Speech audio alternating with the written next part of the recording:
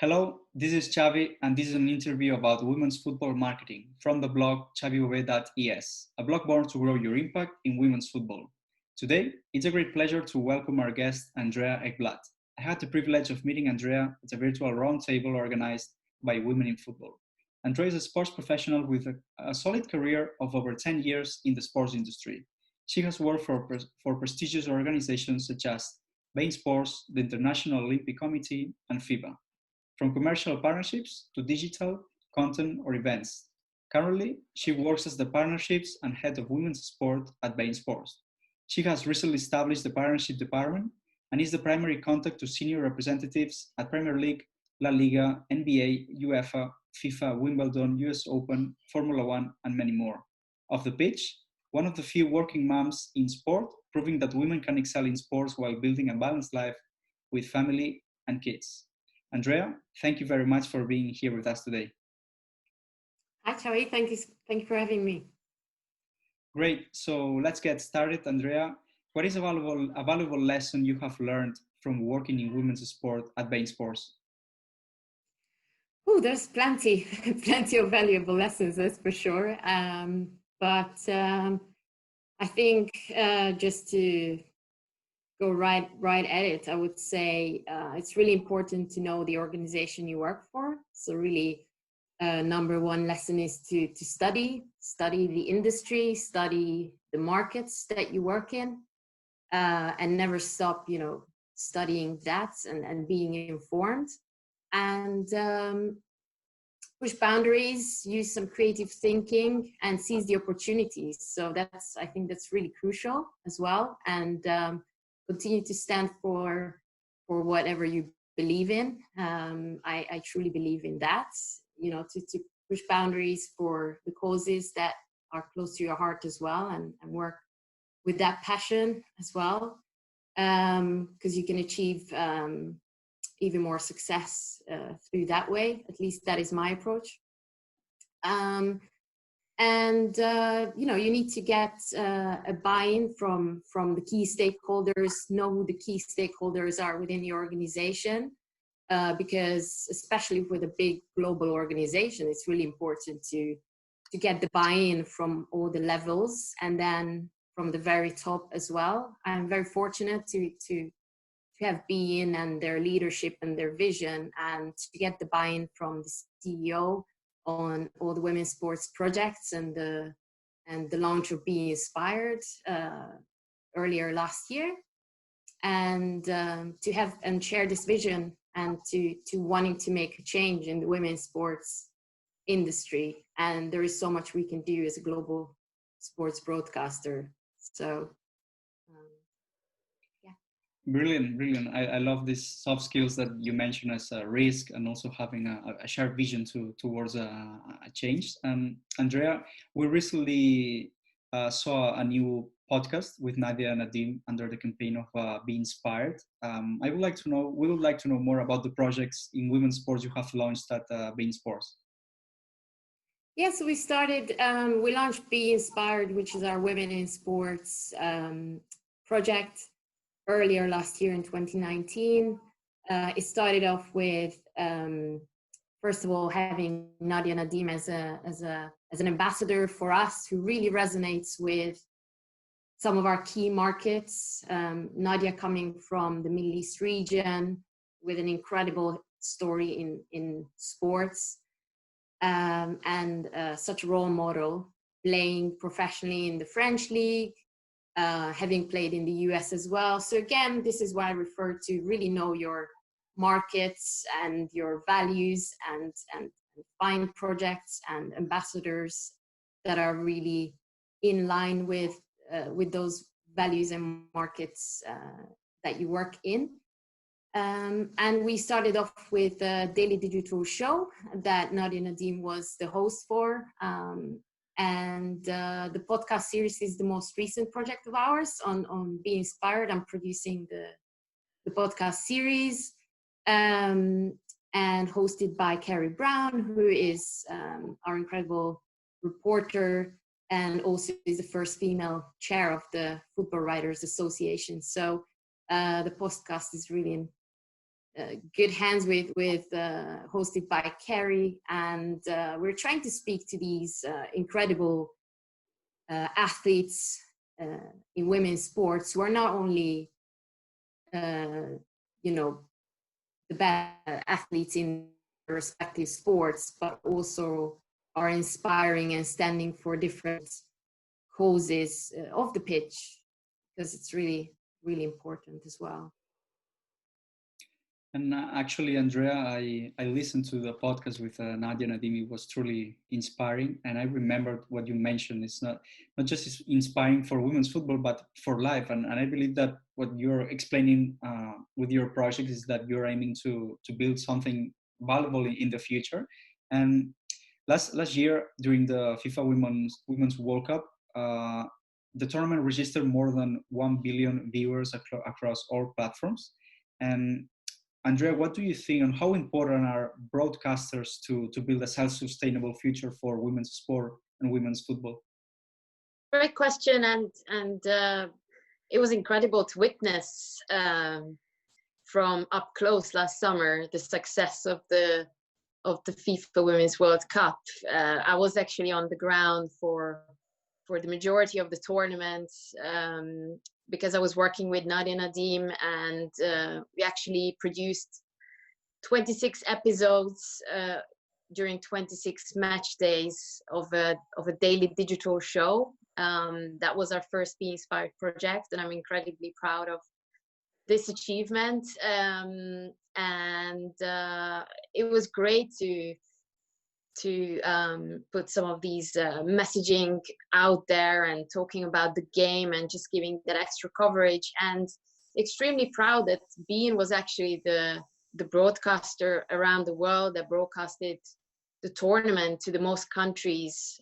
We actually had the rights in Southeast Asia and Middle East and North Africa, and in particularly those markets bringing the tournament where, when we talk about equality, we also have to differentiate, the different markets that what does equality mean at the moment, and where it is in the US or the Nordics is a different story to, let's say, the Middle East and North Africa. And so it's just great to be able to bring some of these inspirations with the games, with some of the stories behind players or ex-players or people working in women's sports, and inspire the next generation in particular those markets, where in some places women are still not allowed to do sports. And it was also great to see some of these examples when Nadia was greeted by someone in a stadium from the Middle East region, saying, "Be inspired, we're watching the show." And it was really great to see. And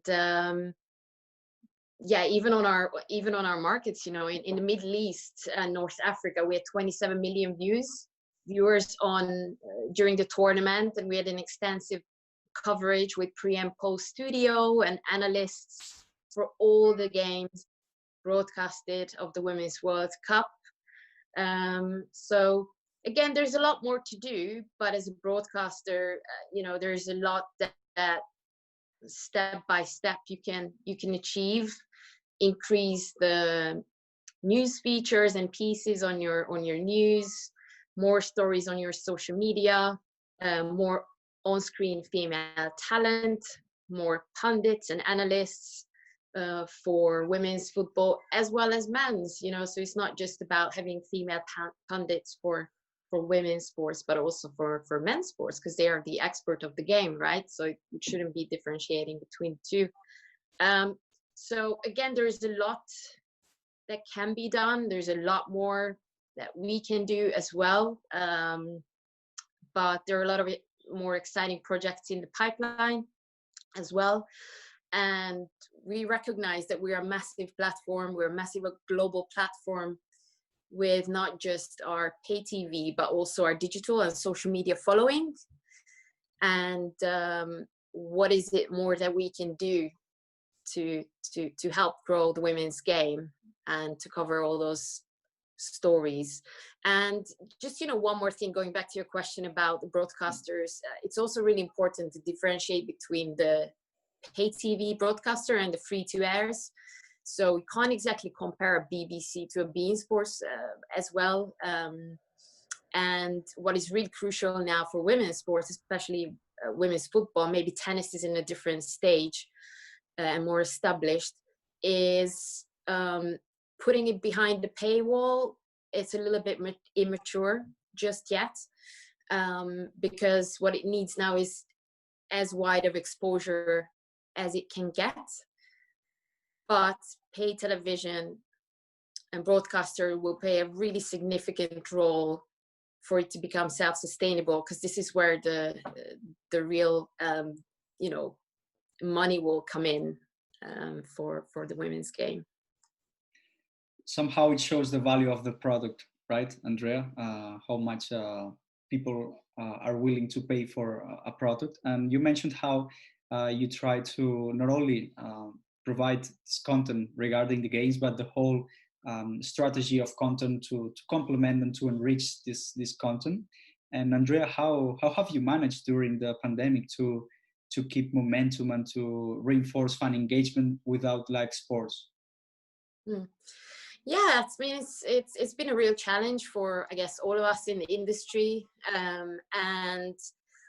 But again, I think keeping this positive mindset and looking at it from an opportunity point of view, it's really a time where you could be innovative, creative.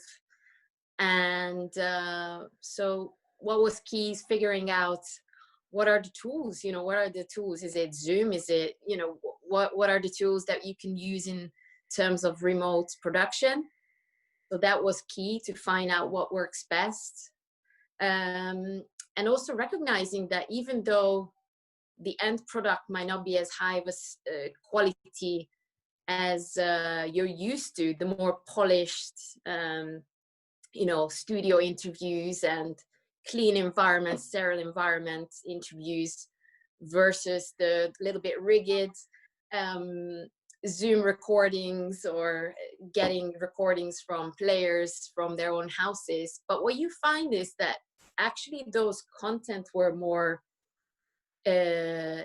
engaging with the fans. So also their tolerance of the fans of in terms of broadcast quality has been a higher tolerance for lower quality but more engaging, because what you got at the end of it was a more engaging content, more personality shown from their home environment, more relaxed Messi or whoever you end up talking to, and maybe even more access and a little bit more of a human approach to it all. So I really believe that some of these remote recordings will be staying for good, even once we go back to normal, whatever normal will be. Andrea, you're mentioning how fans' behavior is evolving towards a more human and also more maybe sensitive approach. How do you think how will be the new fan after the pandemic in sports? What attitudes or behaviors do you think that fans will have that they didn't have, or how will you try to adapt to this new chapter after the COVID-19? Yeah, again, I think it goes back, this answer, to my previous answer as well, that I think some of these changes will stay for good, and more appetite for all these authentic, more human approach, and getting that access from the players, from the locker rooms, from the behind the scenes. And now everyone has seen the back garden or the living rooms or the kitchens of the players, and I think a lot of it will stay as well once we go back after the pandemic. But again, it just enhanced all the creativity and the way we work as well. So I think the remote working will also continue to stay more so. Moving into a more commercial and partnership side, Andrea, well, you have a lot of experience, more than 10 years, and working from the commercial side at FIBA, IOC, beIN Sports. Which tips or which lessons could you share in signing or attracting or running successful partnerships? Which are for you the best tips in the area of partnerships and commercial? Yeah, so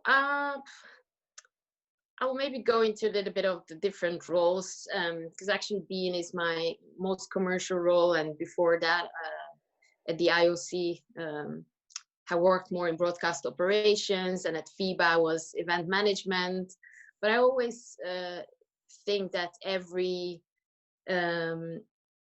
step along your career is going to just enrich you, and as a professional, you will, the more 360 you are and you understand all the parts of the process, how it is in broadcast operation versus the commercial value of rights, and understanding all the pieces of the puzzle and in the process and what each stakeholders are doing, it will just make you more successful in whatever you do. So just embrace all of that, and even if you think that there might be a certain role that is not so relevant to where you want to be in the future, I don't think that's ever going to be true. Even if you think that's the most irrelevant thing, I can guarantee you that you will be able to tap into that knowledge and experience. You'll be able to use it in the future. But going back to the key to running successful partnerships is, being a people's person, being able to, listen as well, be always informed, keep on top of all the industry news and insights. Networking is incredibly important, and networking events and broadening your networks and speaking to others, again, listening, and great people skills, I think, is really important as well. Being able to engage with different types of conversations, people at different levels, and being a collaborator, I think that's really important. Again, how to connect the dots and how to connect people, and coming up with new projects, and creative mindset. I think that would be my mini recipe. Brilliant. Thank you for these tips, Andrea. You were mentioning how important it is to leverage the opportunity that we have today, not only waiting for what can come tomorrow, but using what you have today to advance. In this drive of women's football and sports, and Andrea, we like books, and I would like to ask you if there's any book that it has been especially important to you, or your career, or your life. Yeah, no, I actually love biographies. I can see the Agassi open book in your bookshelf as well, which is actually one of my favorite sports biographies of such an incredible athlete, and his mindset as well. But probably I've just finished not long ago Becoming from Michelle Obama, which was so inspiring. I had it on my bookshelf since it came out, and the pandemic has given me finally a bit more opportunities to read as well, and to have some moments of unplugging from all the digital, which I highly advise all of you at home to find the time and try to unplug and read some books as well. So that's a really great. In particular, I like the first part of the book before she gets into the White House, how inspiring her entire career and upbringing, and that anything is possible and everything is possible. And I resonate. In my opinion, it's exactly the same. Whatever you put your mind to, you'll be able to do that. I'm reading now Patagonia CEO's book, Let My People Go Surfing, which again, I think it's really interesting and try to bring some of his way of thinking about how to run a business. I think there are some really interesting ones, which I hope I'll be able to bring to the sports industry as well under my future leadership. And next up on my list is what I really look forward to as well. It's Mary Portas' Work Like a Woman, which I also can't wait to read. So there you go. There you have 3 books. Perfect, Andrea. We definitely take note, and also it reminds us of the importance, or also the power of inspiration that have biographies, because somehow it shows the path that others have gone through and can help us. On the other hand, Andrea, you've mentioned that you have been working for different organizations at different levels. Which piece of advice could you give to any young or smart professional willing to work in women's sports? Take the opportunities, get informed, reach out to the people that you may know. I would advise you to try to get as much information from the different areas of sports, of the sports industry. It's such a big industry, and I'm quite passionate about spreading the word as well about all the different roles and variety of roles that exist. We need you. We want you to be working in the sports industry, men and women sports, but going back again to try out as many roles as you can and find the one that suits you best, the one that you enjoy the most, if it's from legal to broadcast operations or commercial or human resources, or there are so many different types of roles which I'm pretty sure that most of you don't know about just yet, but they are out there. So just try out as many, do some internships, get involved with even those that you might think it might not be as relevant to what you want to do, and reach out and talk to as many people as you can from the variety of roles, and then just see what is the one that you feel the most passionate about. Thank you, Andrea. I think that I love this approach of exploring, of pushing the limits as well, of finding yourself, and I think somehow it's also reflected on your life, because you are a working mom, and you prove every day that women can do everything in sports, and especially we don't see many women in sport, and even less working moms in sports. So what are your thoughts on this? Quite a lot of thoughts, but again, I would just like to maybe show example that it is possible. It's not going to be the easiest of journeys, maybe, but even more so since becoming a mom and mom to a daughter as well. I'm just really passionate about changing the industry as well. And I'm actually really hopeful with this pandemic, as challenging as it is, and it might be in certain aspects, but in other aspects, I also think it's such an incredible moment where we can prove that working remotely actually works. We have the tools.